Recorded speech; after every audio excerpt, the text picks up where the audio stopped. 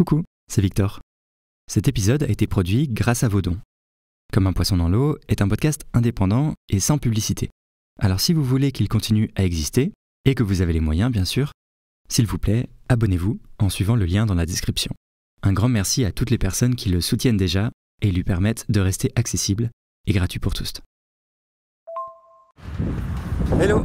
Bon on est en route là pour prendre le RER et on a déjà vu que ça avait qu'il y avait eu des heurts avec des agriculteurs ce matin, qu'il y avait un peu une partie qui était fermée au public. Bref, on sait pas trop à quoi s'attendre, mais on est en route et on t'y retrouve tout à l'heure. Voilà, bisous.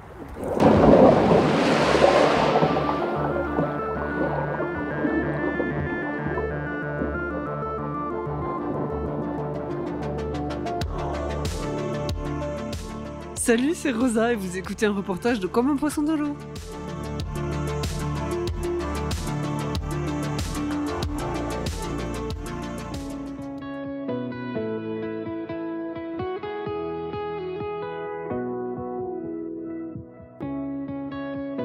Le week-end dernier, je me suis rendu au Salon international de l'agriculture, porte de Versailles à Paris.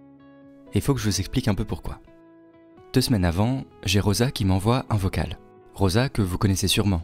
C'est l'autrice des BD Insolente Veggie, avec un humour à toute épreuve. Par contre, tapez pas sur les cultivateurs s'il vous plaît. On a besoin de haricots rouges. Et qui vulgarise aussi incroyablement bien la théorie antispéciste. On lui donne à des éleveurs et puis après il les mange et tout se passe bien. Donc je disais, Rosa m'envoie un vocal pour me dire « Et ça te dirait qu'on aille au salon de l'agriculture ensemble ? » Et bon, j'avoue, on m'avait jamais proposé ça, mais en fait, j'ai dit oui tout de suite. Pour être honnête, si Rosa m'avait pas proposé, j'y serais pas allé. J'avais déjà fait le salon de l'agriculture il y a quelques années, quand j'étais pas encore végane. Et waouh, ça a vraiment rien à voir. Je trouve ça hallucinant en fait. Tout ce dont j'avais pas conscience, à l'époque où je mangeais encore plein de charcuterie, de poulet, de fromage. Tout ce que le fait de manger des animaux m'empêchait de voir. Des choses qui pourtant maintenant me sautent aux yeux et me paraissent tellement choquantes. Donc ce reportage, il est un peu spécial. C'est le salon de l'agriculture, vu par des yeux antispécistes. Et raconté surtout, parce qu'on est toujours en podcast ici. Et pour vivre ça, je pouvais vraiment pas avoir meilleur guide que Rosa, qui couvre l'événement quasiment tous les ans depuis 2018 et qui sait mieux que personne analyser ce qui s'y passe. Et visiblement, Rosa n'avait même pas eu à attendre d'être au salon pour commencer à entendre des dingueries. En fait, j'ai commencé à prendre des notes avant d'arriver parce que je me suis retrouvée dans le métro. Et à côté, il y avait 4 jeunes gars hyper bruyants, 25-30 ans, qui étaient visiblement des éleveurs. Enfin, c'est la ligne 12, là, ils allaient vers le salon. Voilà, et là, ils ont commencé à parler, mais très fort, où on voyait que c'était pour que les gens autour l'entendent, de comment ils casseraient les moutons. Et donc le débat c'était à la pince. Oh, moi je fais à la pince et tout, ça va bien, c'est rapide, blablabla. Et il y en avait un, alors j'ai pas trop compris, j'ai pas exactement suivi le débat, il dit non mais ça va pas parce que sinon ça leur fait mal et tout. Il dit, non, quand ils sont jeunes ça leur fait pas mal. Et après l'autre il disait non mais moi je fais à la ficelle, comme ça les couilles elles deviennent bleues et puis après une fois qu'elle a la couille bleue c'est bon et tout. Voilà. Donc c'était ça le débat et on voyait que ça les faisait rire de parler fort de ça au milieu de Parisiens qui écoutaient discrètement leur conversation et qui étaient contents un peu d'étaler leur culture agricole dans le métro. Oui, ils seront dessinés. Bon, il était temps d'aller explorer les différents pavillons du salon. On fait le tour ? On n'avait pas encore accès au pavillon 1, qui est celui où se trouvent la plupart des animaux détenus et exposés, parce qu'il y avait eu des tensions autour de la venue du président Macron, qui était en train d'y débattre avec les agriculteurs en colère. Donc ça veut dire que dès que eux ils ont un pet de travers, les animaux ils passent au second plan. On sait pas ce qui leur arrive, on sait pas ce qui se passe. J'ai vu des vidéos sur Twitter où il y avait des chèvres qui étaient prises sous des manifestations et tout, ils n'arrivaient pas à faire sortir les chèvres, enfin voilà, c'était n'importe quoi. Et je pensais à Simone de Beauvoir, tu sais, qui disait n'oubliez jamais que pour les femmes, si jamais il y a une crise politique, vous passerez au second plan et tout, vous perdrez tous vos droits. Et pour les animaux, c'est ce qui se passe, sauf qu'ils ont déjà quasiment acquis aucun droit et il se passe déjà ça. Et déjà de base, en fait, le salon est pas là pour le bien-être des animaux. Oui, mais ils font semblant. D'habitude, ils font semblant, ils y arrivent pas bien, Mais là, c'est assumé qu'ils le font même plus, quoi. Donc on est allé dans un autre pavillon, où il y avait aussi beaucoup d'animaux. Mais morts pour le coup. Pour moi, c'est Disneyland, c'est le salon de la dissonance cognitive. Je suis fascinée de voir les gens à côté de cadavres, à caresser les animaux. Il y avait aussi beaucoup d'alcool partout. Les problèmes d'alcool au salon de l'agriculture, il y a eu plusieurs articles de presse qui sont parus pour dire que les gens étaient ivres, enfin c'était la catastrophe. Et du coup, cette année, il y a un peu des incitations à la modération. Et tu vois écrit consommer de l'alcool avec modération et tout. Ça reste assez soft, mais ils le disent pour l'alcool, mais ils le disent pas pour la viande. Hein. La viande, il n'y a pas de modération, non, interbellé, flexitarien, manger plein de viande. D'ailleurs, on a eu des conversations complètement hors sol. C'est quoi agneau de lait? Ah, en fait, l'agneau de lait, c'est de l'agneau en fait qui n'a pas mangé d'herbe. En fait, il a tété que la mère. Voilà, c'est pour ça que ça s'appelle de l'agneau de lait. Il est gardé avec sa maman, c'est ça? Avec sa maman sur le pâturage, oui. Il n'a pas le temps d'être sevré de sa maman? Voilà, c'est ça. Voilà. Donc ils ont quel âge? Pendant 1 mois et demi, 2 mois, en fait, ils têtent la maman pendant 1 mois et demi, à peu près. Voilà. Et après, ça devient en fait un broutard qui après va devenir un agneau normal, quoi. Qui ne sera pas un agneau de lait, quoi. Et ça veut dire qu'ils sont envoyés à être engraissés avant d'être abattus? Ils sont abattus à quel âge? On les abat après. En fait, à partir de 1 mois et demi, 2 mois, on les abat, on les tue, quoi. On les vend après.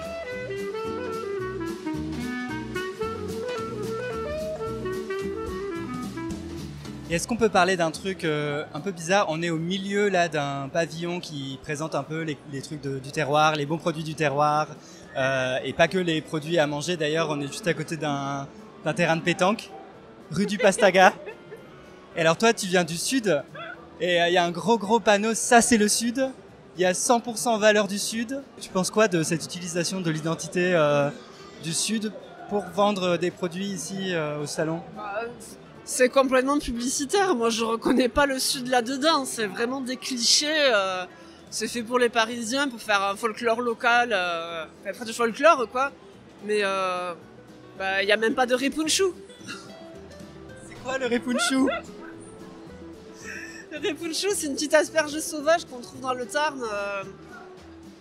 Les Tarniens s'en foutent. C'est gratuit, ça se ramasse dehors, faut juste connaître un peu les plantes sauvages et tout. Alors ici, les plantes, c'est pas le thème du salon. Tiens, là, je dis ça, on passe devant des espèces de jambes découpées. Je sais pas de quel animal. Ah, il y a des petits bouquets de plantes là quand même. Ouais, ah oui, pour assaisonner, oui, peut-être du poivre aussi, une plante.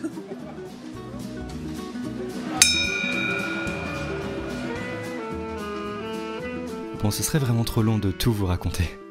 Parce que littéralement à chaque virage, il y avait un truc qui allait pas à décrire. Mais en gros, on a rencontré des éleveurs. Enfin, c'est surtout Rosa qui allait leur parler. Bon, on était avec Rosa, et j'ai pas eu le temps de tourner le dos, que ni une ni deux, elle a foncé vers des éleveurs. Trop envie de leur parler, elle m'a laissé tout seul. C'était des éleveurs qui avaient écrit dans leur dos un truc en occitan, c'est ça? Oui, il y avait écrit en occitan sauver un paysan, manger un vegan. Donc je suis allée leur dire que j'étais vegan. Ah oui, j'ai demandé s'ils avaient envie de me casser la gueule, ils m'ont dit non. De toute façon, on est 8. Donc, j'ai supposé que oui, ils pouvaient, et puis j'avais pas tellement peur, ils étaient moins musclés que moi. On a rencontré des Corses qui chantaient des chansons d'amour.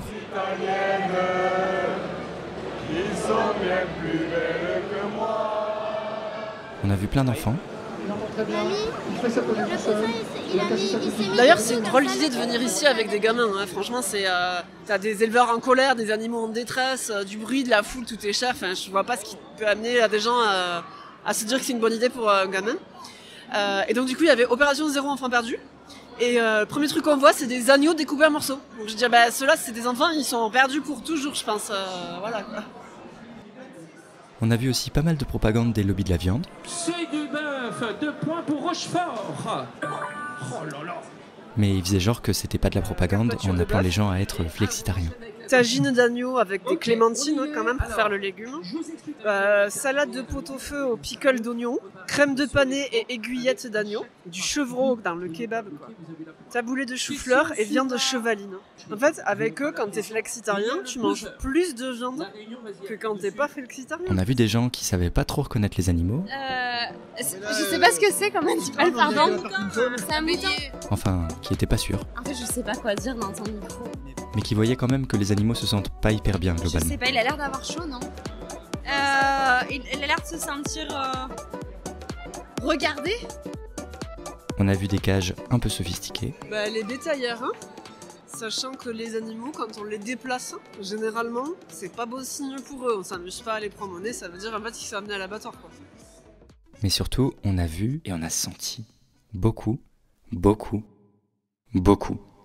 d'animaux morts et de leurs sécrétions. Tu passes par ici, il y a tellement de fumée et ça sent tellement de la graisse cuite de viande et tout, que je pense que juste en passant là, t'es plus vegan. Tu crois qu'on inhale de la B12 là? Et globalement, je vous cache pas qu'on se sentait pas hyper bien. Entre les odeurs d'animaux morts, le bruit, la foule, Le salon de l'agriculture, il recrée un élevage intensif, mais même pour les humains. On est 10 au mètre carré, on peut pas bouger, on peut pas avancer, on n'est pas bien, il fait chaud. après 2 heures à déambuler dans le salon, on commençait à saturer. Du coup, on s'est dit qu'on allait faire une pause et prendre l'air, tout en réalisant à quel point c'était un luxe de pouvoir quitter cet endroit. Je suis pas contente d'être là, je me sens pas bien, et là il y a le panneau sortie de secours à côté. Je le garde au coin de l'œil. Mais les animaux qui sont attachés, ils peuvent pas faire ça, quoi. Ils sont dans le même, probablement dans le même stress que moi, et puis eux, ils comprennent pas pourquoi ils sont là et tout. Et il n'y a pas de sortie de secours pour eux, quoi. On a trouvé par miracle un sandwich vegan sur un stand de nourriture antillaise, et on a retrouvé nos amis pour manger et boire un café. Ah oui, ce que je vous ai pas dit, c'est qu'on était aussi avec Rose et Steph au salon, qui font le super podcast Poule Sentimentale, que vous connaissez peut-être. Et c'était assez rassurant de se sentir soutenu, entre antispés, dans ce lieu qui semble être la vitrine du carnisme. D'ailleurs, elle aussi était passée par plein d'émotions différentes pendant la matinée, et on a pu débriefer un peu ensemble, en mangeant. On avait les andouillettes, les hamburgers qui dégoulinent, les piles de camembert ils font avec les lardons dans le camembert là. Enfin, on est resté à côté de ce stand pendant un petit moment faire des images. J'ai eu un moment de colère en fait, mais hyper fugace, qui est passé aussi vite qu'il est arrivé. Ah, j'ai eu un flash de. J'étais pas en train de cadrer, mais j'ai eu un flash de. Tu sais, je me suis demandé. Je me suis pas demandé ce que je faisais là, parce que je sais parfaitement ce que je fais là, mais j'ai eu un truc incontrôlable c'est de la colère. C'était pas du dégoût. Et après c'est parti. Je me suis remis à chercher un autre plan et puis voilà. C'était assez bizarre d'ailleurs, comme truc qui a surgi tout seul.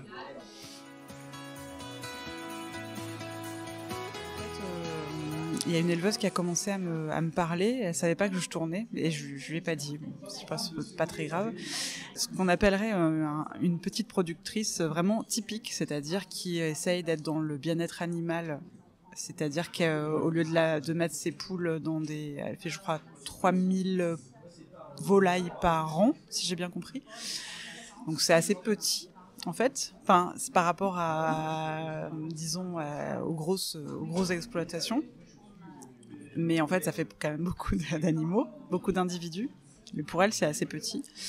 Et elle fait quelque chose dans le respect de la nature, elle m'a dit, dans le respect de la nature, tout ça. Et donc, elle est tout de suite venue me parler en me disant, mais moi, je fais ça bien, c'est pas rose tous les jours, je pleure sous la douche. Mais je suis tellement passionnée par ce que je fais que je suis la 8e génération de femmes à faire ça. Et en fait, tout le long, je me suis dit, quand est-ce qu'elle va me dire un truc un peu sur son ressenti d'une relation ou quelque chose comme ça avec les animaux, mais jamais quoi, jamais. La seule chose qu'elle m'a dit, c'est comme elle fait tout de A à Z, donc de la naissance à la mort, donc elle abat elle-même ses volailles. Elle a son propre abattoir et donc du coup en fait la seule chose qu'elle m'a dit c'est je les abats dans le respect et je les remercie. Et là, bon, évidemment, tout ce qui me vient en tête, c'est mais déjà, je pense qu'ils s'en fichent un peu d'être remerciés, mais surtout, qu'est-ce que ça qu'est-ce que ça change pour eux, quoi. Enfin, à aucun moment, évidemment, parce que ce serait insupportable pour elle, certainement, à aucun moment, elle ne se met du point de vue des animaux avec qui elle vit, en fait, hein, tout le temps. Donc ça m'a un peu troublée, cette histoire, parce que en même temps, c'est une personne, si elle faisait pas ça, c'est quelqu'un d'extrêmement sympathique, de très avenant, qui a une passion, effectivement, clairement. Et donc, je suis tout de suite en empathie avec elle, et en même temps, je suis tellement pas d'accord avec ce qu'elle dit. Après cette pause nécessaire, on a décidé d'aller enfin faire un tour au pavillon 1, qui était désormais ouvert. Donc là, on arrive dans le pavillon de l'horreur. Et là, on s'y attendait, c'était vraiment le summum de ce qui va pas, côté spécisme, au salon. Et c'était aussi le plus dur à vivre, du coup, en tant qu'antispéciste. Genre le premier stand qu'on a vu, c'était le stand du cuir français, qui s'était dit que c'était une bonne idée de faire fabriquer aux enfants des petites vachettes en cuir. C'est-à-dire, faut refaire une vache avec ? Donc le principe, c'était de prendre la peau d'une grande vache morte, et avec ça, de refaire la forme d'une vache en plus petit pour s'amuser. Monsieur, vous voulez faire une petite vache ? Et alors même que tout semble rappeler que c'est bien la peau d'un animal mort dont il est question, les gens ne pensent pas vraiment à la vache réelle qui a été tuée pour qu'ils puissent faire des fausses vaches miniatures. Là, c'est bizarre de faire une vache, une petite vache, avec de la peau de vache. Justement, c'est un peu... c'est l'exercice qui est... Dissonance maximale. Et j'ai eu le plaisir d'apprendre qu'apparemment le cuir de veau est très précieux. On rappelle que les veaux, c'est des bébés, les petits de la vache. Et oui, on ne vous recommandera jamais assez la peau de bébé. Elle est toute douce, toute fraîche, toute souple, idéale pour vos sacs et vos chaussures. La peau de bébé, c'est le cuir de demain. Bref, un peu plus loin, on a assisté à un atelier sur le consentement. Qu'est-ce qui se passe, Rosa ?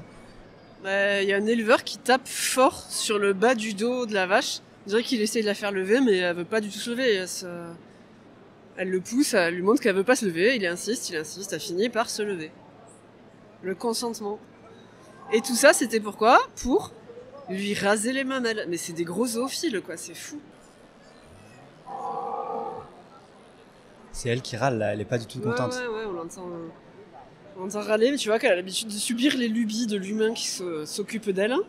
Elle râle un peu. Moi, je sais pas, quand je m'occupe d'un animal et qu'il me montre des signes de désaccord, j'arrête ce que je fais. Si c'est pas indispensable à sa santé. Donc là, je pense que lui raser la mamelle, c'est pas indispensable à sa santé. Mais attention, hein, la question du consentement, elle concerne pas que les éleveurs au salon.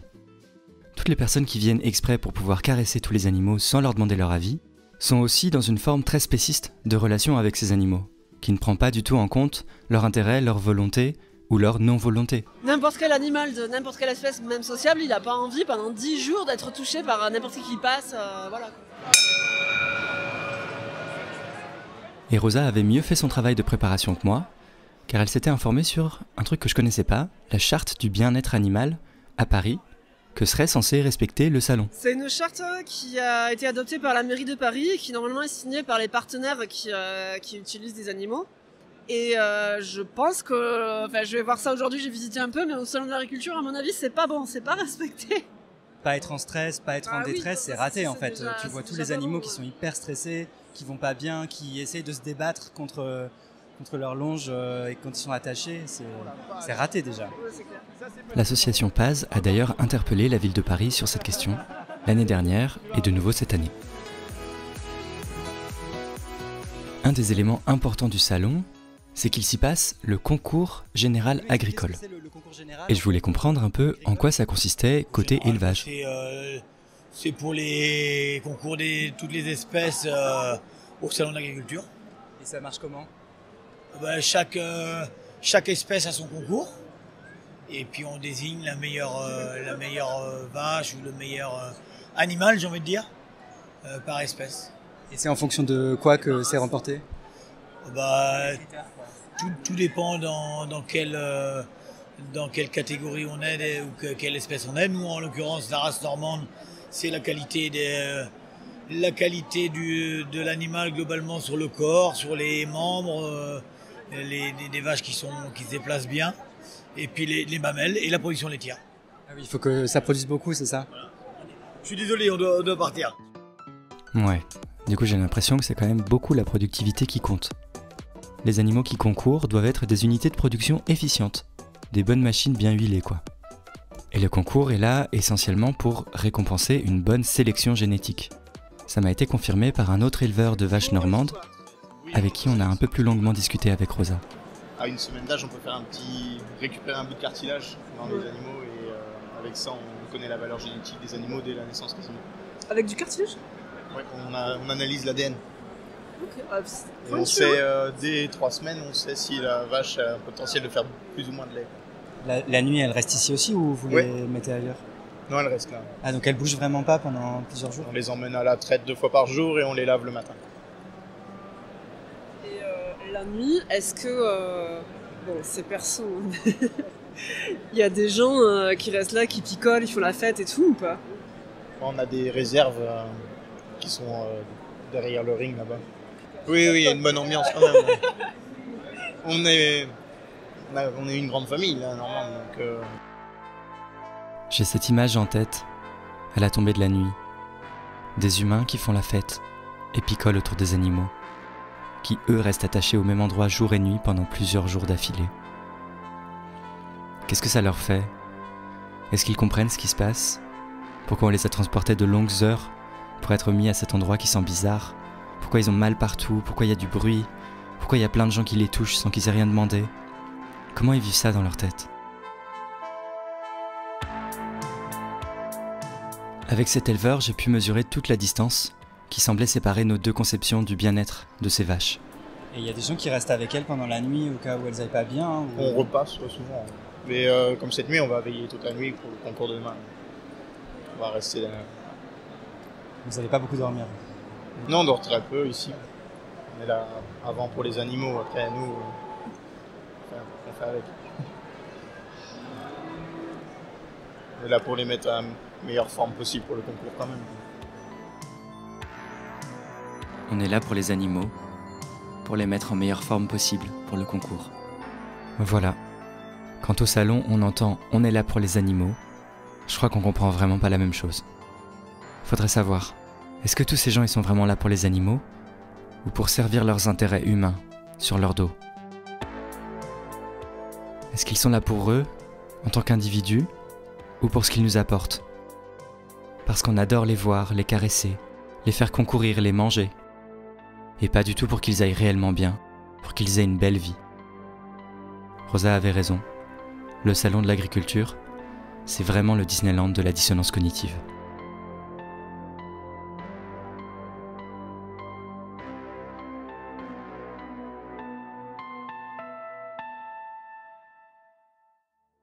Un immense merci à Rosa. C'est vraiment facile d'être en reportage quand on peut lui tendre un micro. Elle nous enrichit de ses analyses brillantes, tout en nous faisant rire avec son humour grinçant. Allez lire son reportage BD de cette année sur le salon, quand il sortira, et partagez-le largement. Et surtout soutenez son travail, c'est important. Je vous laisse les liens vers son site et son Tipeee en description. Si vous ne connaissiez pas Poule Sentimentale, pareil, il est temps d'aller découvrir ce podcast animaliste qui s'est lancé il y a quelques mois et pour lequel Rose et Steph font du super travail. Je vous mets aussi leur Linktree pour aller s'abonner, partager et laisser des étoiles. Et si vous aimez les reportages comme celui-ci, dites-le moi, je suis toujours super content d'échanger avec vous. On se retrouve très vite pour de nouveaux épisodes. Bisous. Bisous. Bisous. Bisous.